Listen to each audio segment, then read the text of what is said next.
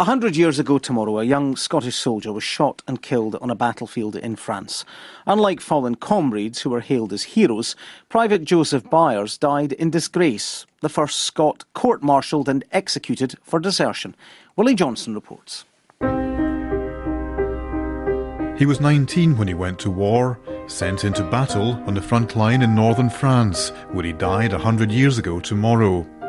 The service record of Private Joseph Byers survives, but the space where his medal honour should be is blank, save for the words forfeited, and in brackets after that, shot.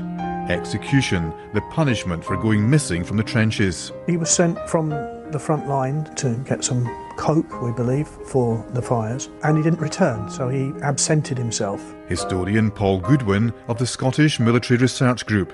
He was caught some time later by a French gendarme and handed over to the British forces as a deserter. He was tried, found guilty, sentenced to death by firing squad, and that sentence was carried out fairly shortly afterwards. Joseph Byers was taken away and shot at dawn. He would have been blindfolded, tied to a post with a white target pinned to his chest for the 10-man firing squad to aim at. He left a will scribbled in his paybook. Paul Goodwin has a copy. This is the will of Joseph Byers, and it says, "In the event of my death, I give the whole of my stuff to my sister Nellie Murray," and this was signed on the 28th of December 1914.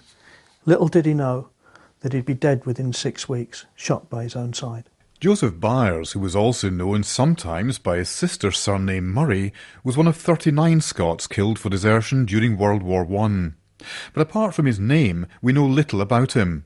We don't know who he was or where he came from. His family probably never talked about him, because he died what was viewed then as a shameful death. The consensus at the time was that there were men out there doing their best and dying, and that these had let the side down. They were a disgrace to their parents, to their family. I've seen an incident in another case where a sister of the man who was executed begged the War Office not to tell the father about the circumstances of his son's death, just to say that he died of wounds, because she didn't think he could bear the disgrace, and he was elderly and infirm. But times have changed. In 2007, the deserters were given a government pardon, and that was 10 years after their names had been added to the list of fallen at the Scottish National War Memorial in Edinburgh Castle. Lieutenant Colonel Roger Binks is keeper of the Rolls of Honour. Over the years, there'd always been a recognition that anyone who served his country and had died should be recognised, and it seemed wrong that they were missing from that list, irrespective of previous reasons why they may have been missed out. What was condemned as cowardice 100 years ago would more likely be viewed now as a consequence of something like post-traumatic stress disorder. On the centenary of his death, historian Paul Goodwin hopes a family or a community will now emerge to claim Joseph Byers as theirs and remember him with pride, not shame. I hope so. Somebody somewhere knows who this man was. Joseph Byers wasn't a conscript. He was a volunteer. He went to do his bit. He never hurt anybody. There's no evidence that he did anybody any harm whatsoever, other than when he went off to get coal, he never came back. He didn't leave his mates in a jam. He just wasn't there when he should have been. And that seems to me to be a particularly harsh punishment. But most importantly, whether it was or was not harsh, all of these men were pardoned.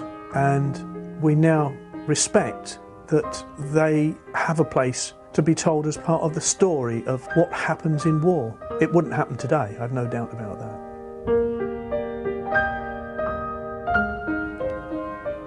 Willie Johnson with the story of Private Joseph Byers.